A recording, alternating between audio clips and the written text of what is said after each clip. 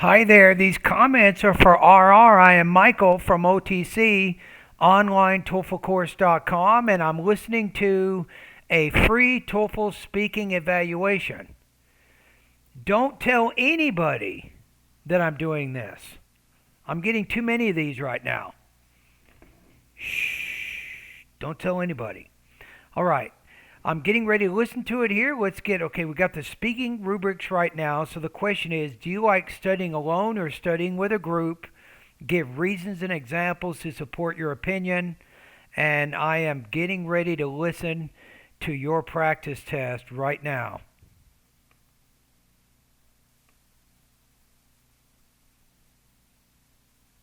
All right, here we go. So I'm going to listen to the whole thing once without making comments. The second time, I will give you comments and an estimated score. Let's see how you do. I think I'm gonna go with the first choice. I would prefer to study alone. Studying with a group, it kind of works. I prefer studying alone. The first thing you say is studying with a group. What is that? Why do that? You could say something like, although studying, in a group is preferred by many, I prefer to study alone because, and then state your two reasons. And that way you have a little bit better organization. Why am I doing this? I was supposed to listen to the whole thing first. I apologize. But when you are doing research or you want to know the opinions of the whole group. See, now you're shifting to the you point of view. It's that impersonal voice from nowhere. It distances yourself from the speaking task and it creates a lack of elaboration. How can you give specific personal details when you're not talking about your own personal experience? But when it comes to exams or studying for some seminar or something like this, it's better to study alone.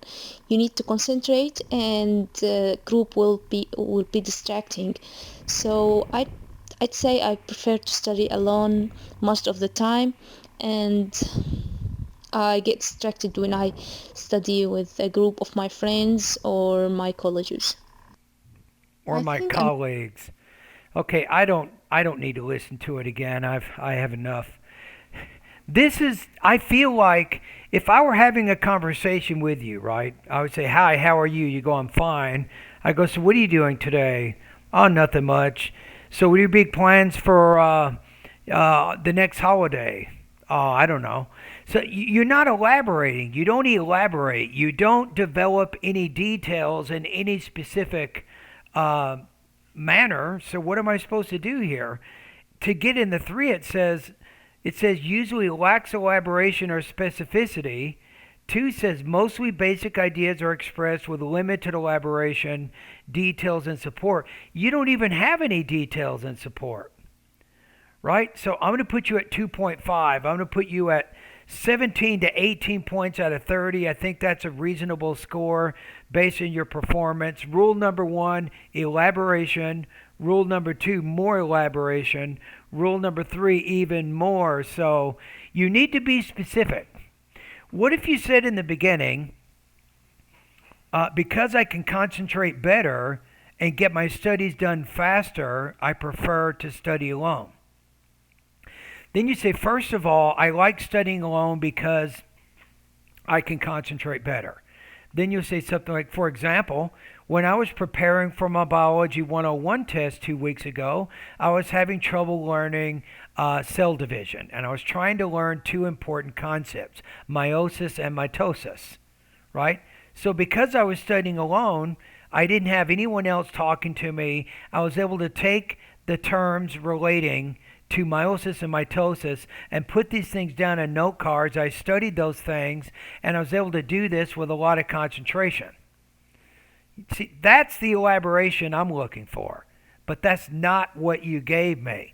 Remember that. If you can't give a lot of details in a new language, then we're going to assume that probably your speaking skills are lower and you don't have the vocabulary or you can't think fast enough of those ideas in the new language.